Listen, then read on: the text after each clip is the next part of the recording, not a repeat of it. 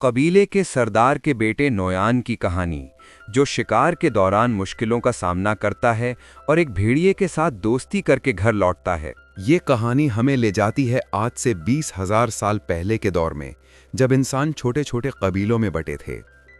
कहानी में हमें पुराने ज़माने के यूरोपीय लोगों को दिखाया जाता है, जो कबीले में रहते हुए एक साथ मिलकर शिकार करते हैं। यहाँ हमें इसी कबीले के सरदार को दिखाया जाता है, जिसका नाम था एर्गन। कुछ महीने बाद ठंड का मौसम आने वाला था, इसलिए वो सब सर्दियों का खाना इकट्ठा करने के लिए अपने कबीले वालों के साथ शिकार पर आए हैं और उनके सामने बहुत बड़ी भैंसों का झुंड होता है।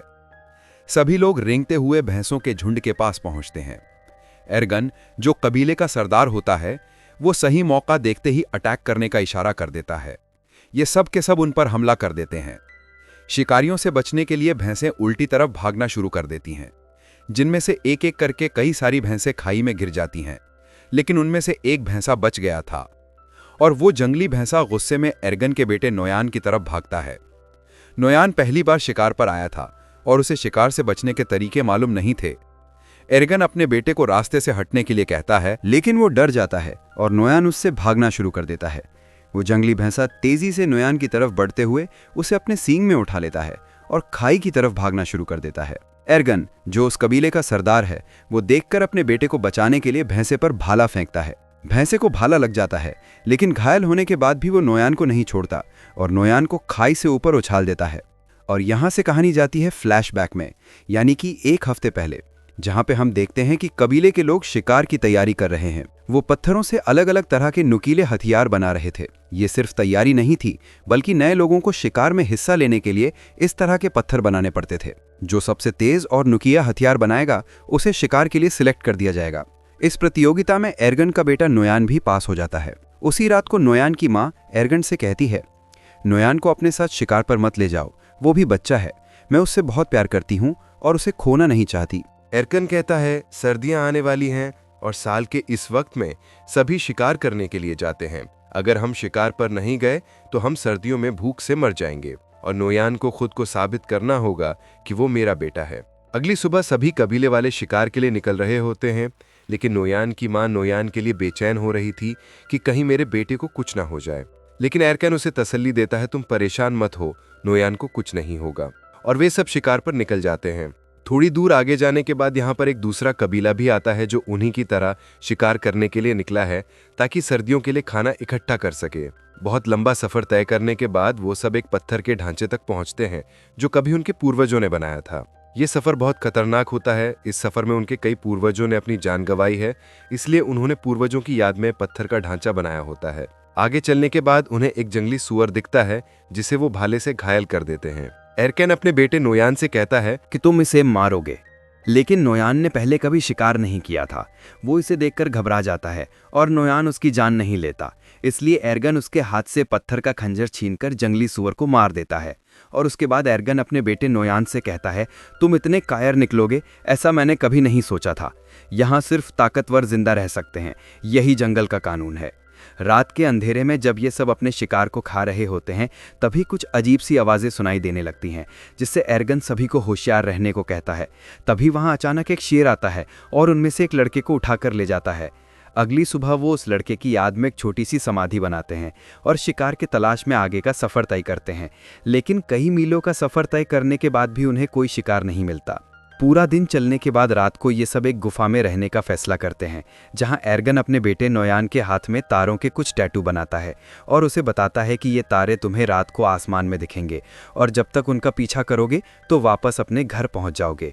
दरअसल ये एक तरह का नक्शा है कि उनका घर किस तरफ है, यानी अगर कोई शिकार के दौरान भटक जाए तो वो इस नक्शे का इस्तेमाल करते हुए अपने घर वापस पहुंच सकता है। सुबह होने के बाद ये एक बार फिर से शिकार की तलाश में निकल पड़ते हैं और तभी उन्हें जंगली भैंसों के पैरों के निशान दिखते हैं, जिसे देखकर सब खुश हो जाते हैं।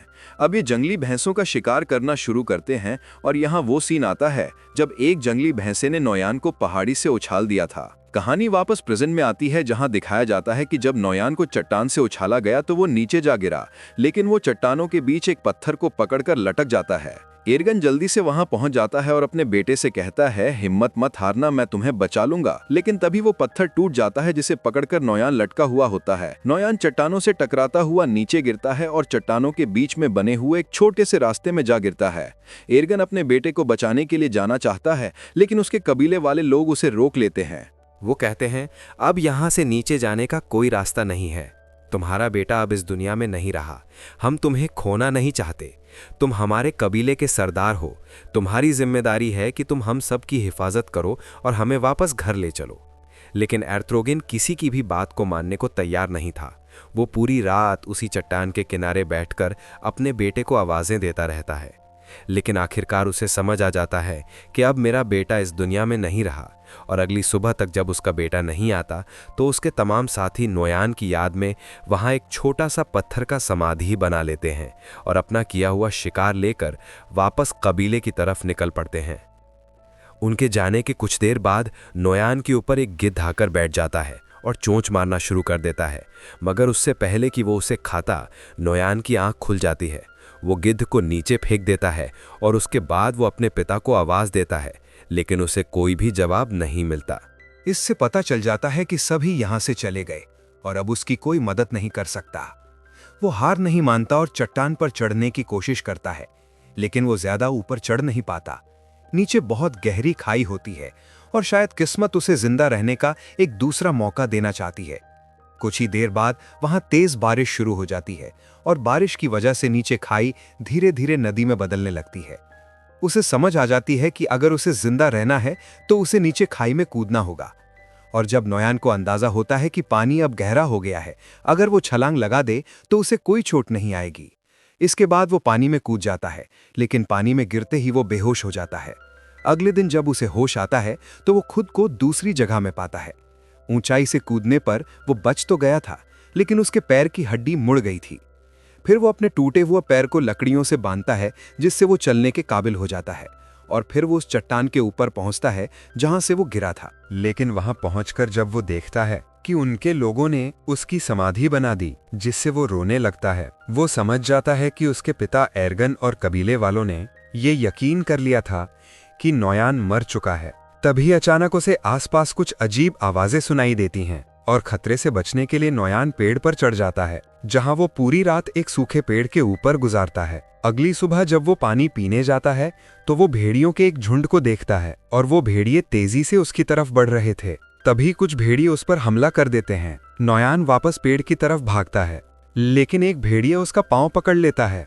नोयान चाकू से उस भेड़िए पर वार करता है, जिससे वो भेड़िया जख्मी होकर नीचे गिर जाता है और नोयान जल्दी से पेड़ पर चढ़ जाता है। सारी रात भेड़िए नीचे उसका इंतजार करते हैं, लेकिन जब सुबह होती है तो सब भेड़िए जा चुके होते हैं। सिर्फ वही जख्मी भेड़िया वहां पे मौजूद होता है जिसे कल उसने चाकू से मारा था। नोयान सबसे पहले अपने चाकू से अपने लिए एक भाला बनाता है और भेड़िए को मारने जाता है, लेकिन जख्मी भेड़िए को मारते वक्त उसे रहम आ जाता है और वो उसे मारने का इरादा बदल देता है। इसके बाद वो पहले उसके मुंह को पट्टी से बांध लेता है और फिर उसे उठाकर उस गुफा में ले जाता है जहां वो अपने कबीले के साथ एक रात ठहरा था। अगली सुबह उठकर वो जड़ी बूटी ढूंढने निकल पड़ता है और फिर उन जड़ी बूटियों को पीसकर अपने पैर पे लगाता है।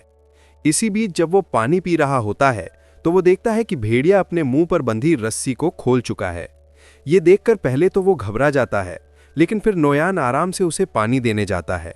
भेड़िया उसे अपने पास आता देखकर डर जाता है, लेकिन नोयान कहता है, मैं तुम्हें कुछ नहीं कहूंगा, मैं तुम्हारी जान बचाना चाहता हूं। जिसके बाद भेड़िया पानी पी लेता है। अब भेड़िए को भी समझ आ जाता है कि मुझे इससे कोई खतरा नहीं है। नोयान ने जो जड़ी बूटी अपने पैर के लिए तैयार की थी वो अब भेड़िए के जख्म पर लगा देता है और उसी वक्त नोयान वो कीड़े भी उसे देता है जो वो खुद खाता है।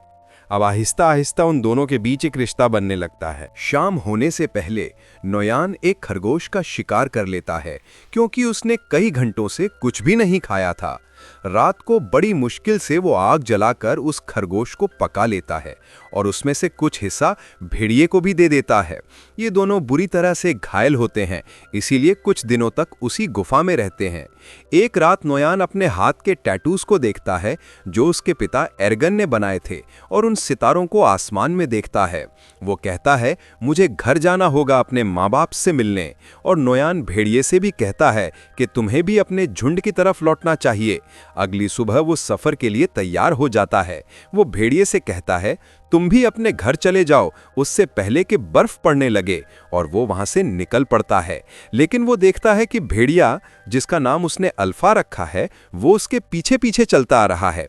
काफी दूर जाने के बाद भी वो भेड़िया उसका पीछा करता है। नोयान कई बार अल्फा को भगाने की कोशिश करता है, लेकिन वो पीछा नहीं छोड़ता। असल में भेड़िए को नोयान के साथ लगाव हो चुका था, क्योंकि नोयान ने उसकी जान बचाई। अगली सुबह नोयान फिर अपने सफर पर निकल पड़ता है। अब ठंड बढ़ चुकी होती है, चारों तरफ बर्फ बरस रही होती है और नोयान उसी बर्फ में आगे बढ़ता है। तभी दूर से वो देखता है कि कुछ भेड़िए एक मरे हुए शिकार को खा रहे हैं, जिसमें अल्फा भी शामिल होता है। अल्फा को उसके साथी शिकार नहीं खाने देते हैं। नोयान उसे पहचान लेता है और दौड़कर अल्फा के पास जाने लगता है। तभी दौड़ते हुए अचानक बर्फ टूट जाती है और नोयान उसमें गिर जाता है। दरअसल ये एक जमी हुई झील होती है। अल्फा को जब पता चलता है तो वो उसकी तरफ दौड़कर भागता है। वो उस बर्फ को कूदकर तोड़ने की कोशिश करता है, लेकिन बर्फ की परत काफी मोटी होती है, इसलिए वो इतनी आसानी से नहीं टूट पाती। पानी के अंदर नोयान की सांसें फूलने लगी थीं। फिर वो जैसे तैसे करके अपना चाकू निकालकर बर्फ की परत को तोड़ लेता है और पानी से ऊपर निकल आता है। और अब एक बार फिर से ये दोनों मिल चुके हैं। नोयान ठंड से बचने के लिए जल्दी से आग जला देता है और अपने कपड़े उतारकर शरीर को गर्म करता है। फिर अगली सुबह अल्फा को साथ लिए नोयान अपना सफ़र जारी रखता है। थोड़ा सा आगे चलकर उसे एक आदमी दिखाई देता है, जिसे देखकर वो बहुत खुश होता है। लेकिन जब करीब जाकर देखता है तो पता चलता है कि ये आदमी ठंड से जमकर मर चुका होता है। ये देखकर उसे बहुत दुख होता है। उसके बाद नोयान उस आदमी के टेंट के अंदर चला जाता है, लेकिन वहाँ उसे कुछ भी ज़रूरत का नहीं मिलता। जिसके बाद नोयान उस आदमी का तीर कमान ले लेता है और आगे बढ़ने लगता है। तभी वो देखता है कि उनके पीछे लगड़भग्गे उनका शिकार करने के लिए आ रहे हैं। वो दोनों अपनी जान बचाने के लिए दौड़ने लग जाते हैं और एक गुफा में घुस जाते हैं। वो लगड़भग्गों से तो बच जाते हैं, लेकिन अब वो उनसे भी खतरनाक जानवर के घर में घुस गए थे। दरअसल ये गुफा एक ब्लैक पैंथर की होती है। तभी ब्लैक पैंथर नोयान पर हमला कर देता है, लेकिन उससे पहले कि वो नोयान तक पहुंचे अल्फा उस पर हमला कर देता है। जब वो दोनों लड़ रहे होते हैं तो इस बीच नोयान अल्फा को कमज़ोर देखकर ब्लैक पैंथर को तीर मार देता है, जिससे वो मर जाता है। अल्फा बच तो गया था, लेकिन ब्लैक पैंथर से लड़ते लड़ते कई सारी चोटें आई थी। इसके बाद नोयान अल्फा के जख्मों पर मरहम लगाता है और उसकी जान बचाने के लिए उसका शुक्रिया अदा करता है और उससे कभी न छोड़ने का वादा करता है। अगली सुबह एक बार फिर से वो दोनों अपने सफर को जारी रखते हैं। कई मील सफर करने के बाद आखिरकार नोयान को वो समाधि मिल जाती है जो उनके पूर्वजों ने बनाई थी। उसे देखकर वो बहुत खुश हो जाता है और उसे पता चलता है कि वो अब तक सही रास्ते पर चल रहा था। अब वो अपने कबीले से ज्यादा दूर नहीं, जल्द ही वो अपने कबीले के पास पहुंच जाएगा। तो अब फिर से सफर जारी रखता है, लेकिन थोड़ी दूर जाने के बाद अल्फा गिर जाता है। कमजोरी और जख्मों की वजह से वो अब चलने के काबिल नहीं था। नोयान बिना टाइम जाया किए अल्फा को अपनी गोद में उठाकर कबीले की तरफ बढ़ने लगता है। बर्फीला तूफान बहुत तेज था और कई हफ्तों से नोयान सफर कर रहा था, इसीलिए अब उसे आगे सफर करने में बहुत मुश्किल पड़ रही थी। लेकिन वो हिम्मत नहीं हारता और आहिस्ता आहिस्ता कबीले की तरफ बढ़ता है। एक जगह पहुंचने के बाद उसे दूर से अपना कबीला दिखाई देने लगता है। इस दौरान उसके पिता को भी पता चल जाता है कि दूर से कोई आ रहा है। इतने दिनों बाद अपने घर को देखकर उसकी खुशी का कोई ठिकाना नहीं था। उसके बाद जैसे तैसे करके वो अपने कबीले तक पहुंच जाता है और वहीं पर गिर जाता है। नोयान को देखकर उसके माता पिता दौड़कर आते हैं। उसे देखकर उन दोनों को यकीन नहीं होता कि ये हमारा बेटा है। वो दोनों मान चुके थे कि हमारा बेटा मर चुका है, लेकिन अब उसे जिंदा देखकर वो बहुत ज्यादा खुश हो जाते हैं। फिर नोयान अपने पिता से कहता है कि अल्फा को बचा लीजिए। ये कहकर नोयान बेहोश हो जाता है। कुछ घंटे बाद जब उसकी आंख खुलती है तो वो अपने घर में होता है। उसके माता पिता और कबीले के लोग चारों तरफ बैठे हुए होते हैं और अल्फा भी उसके पास में ही लेटा हुआ था। लेकिन यहाँ उन्हें पता चलता है कि अल्फा ने कुछ बच्चों को जन्म दिया है। ये देखकर नोयान चौंक जाता है। यानी अल्फा एक भेड़िया थी और प्रेग्नेंट होने के बावजूद अल्फा ने सफर पर नोयान का एक एक कदम पर साथ दिया। ये देखकर नोयान उसे अपने गले लगाता है और दिल ही दिल में उसका शुक्रिया अदा करता है। अब कहानी के एंड में हम देखते हैं कि कुछ हफ्ते बीतने के बाद अल्फा के बच्चे अब काफ़ी बड़े हो चुके हैं। ये एक नए दौर की शुरुआत होती है जहां इंसानों ने जानवरों से भी दोस्ती करना शुरू कर दी है।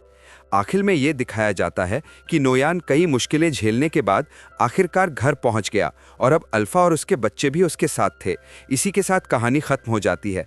अगर वीडियो आपको पसंद आई हो तो हमारे चैनल को ज़रूर सब्सक्राइब कीजिएगा।